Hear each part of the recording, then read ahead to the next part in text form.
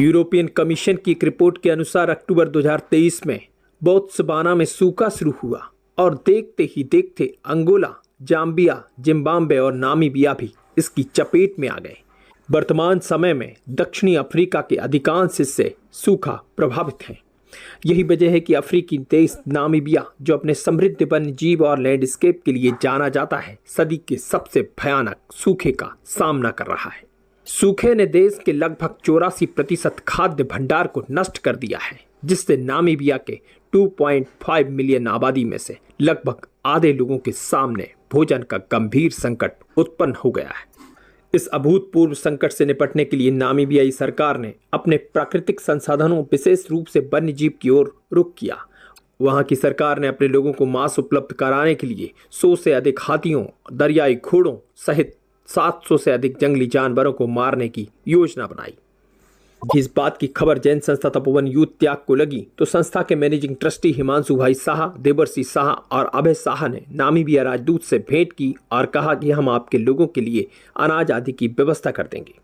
बस आपको उन सभी जंगली जानवरों को छोड़ना है जिन्हें आपने मारने का आदेश दिया है। इतना ही नहीं, संस्था ने कहा कि भविष्य में भी किसी जानवर को मारने का आदेश आप पारित न करें। इसके साथ ही नामीबिया में खेती इत्यादि के लिए भी जरूरी सामग्री मुहैया कराने का आश्वासन संस्था द्वारा दिया गया।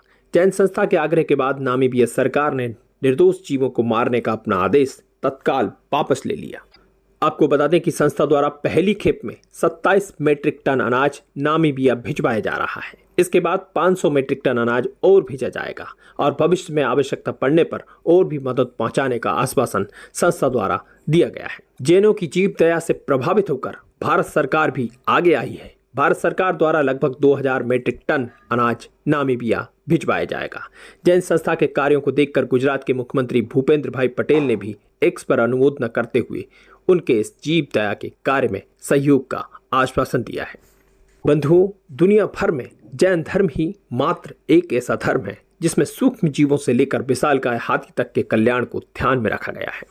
भूतकाल के तीर्थंकरों समेत वर्तमान अपसर्पनिकाल के प्रथम तीर्थंकर भगवान आदिनाथ से लेकर 24वें तीर्थंकर भगवान महावीर तक सभी ने जीव दया और करुणा का संदेश देकर अहिंसा, परमो धर्मा और जियो और जीने दो का उपदेश दिया है।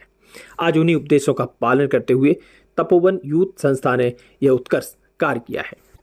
निश्चित रूप से न केवल हाथियों जैसे विशालकाय जीव, बल्कि किसी भी जीव की हत्या न केवल पर्यावरण के लिए नुकसानदायक है, बल्कि वह मानवीय मूल्यों के भी विपरीत है।